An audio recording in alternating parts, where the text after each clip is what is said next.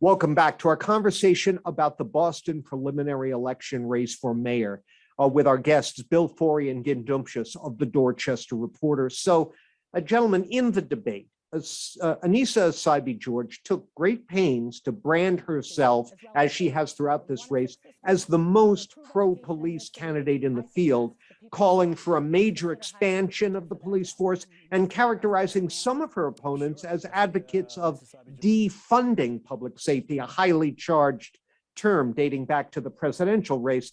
At the same time, a political action committee is running a TV ad featuring former police commissioner Willie Gross endorsing her. Now, this seems to mirror the strategy employed successfully by Eric Adams in the New York City mayoral primary earlier this year. Again, let's start with you here. Does it make sense for Boston at this moment in time? Well, that'll be up to the voters on Tuesday. The super PAC has been fascinating because they on the ad they listed the donors, and it was New Balance's Jim Davis, who has donated heavily to President Trump and other Republicans, as well as police unions. So they've finally inserted themselves into the race.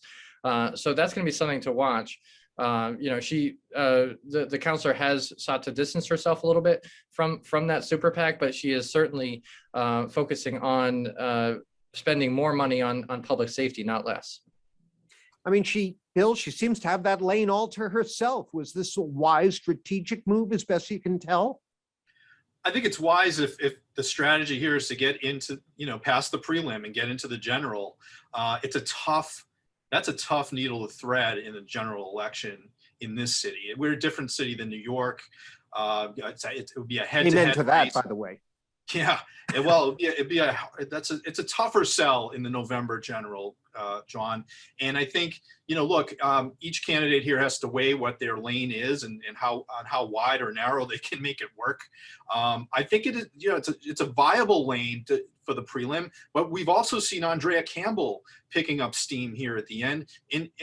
She has a much more difficult climb because she's a Black woman running against another Black woman as an incumbent. Really, that's tough. But she's picked up a number of points according to polling, and the momentum behind her campaign seems to be there too. So I'm looking at both Anissa Essabi-George and Andrea Campbell as kind of the ones to watch on Tuesday here. We'll be obviously watching all of them, but those are two very interesting candidacies with women, Boston born, educated, and rooted women who are showing some real signs of momentum here at the end. But let's keep in mind, this whole time, Michelle Wu has been in a commanding lead, and she's still the front runner, the one to beat in November. Well, as we all know, politics in Boston is not just politics, it's a major spectator sport.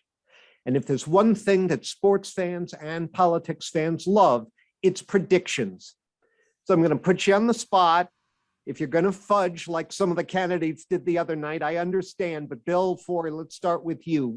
Who's the top two? Well, it's going to be Michelle Wu for the top spot. And what's going to be interesting with her is just how much of a distance there is between her and the second spot. With Marty Walsh and John Conley in 2013, it was 5,000 votes. I think Wu's going to surpass that, John. So that's my first prediction. I'm going to go with Andrea Campbell in the second spot. I think that her candidacy has really picked up momentum, and she presented quite well in the debate on Wednesday. So, I guess you're going to hold me to it. But if I have to pick, I think it's probably going to be Wu against Campbell. All right, Gin, you're going to go along with the boss or go out on a limb?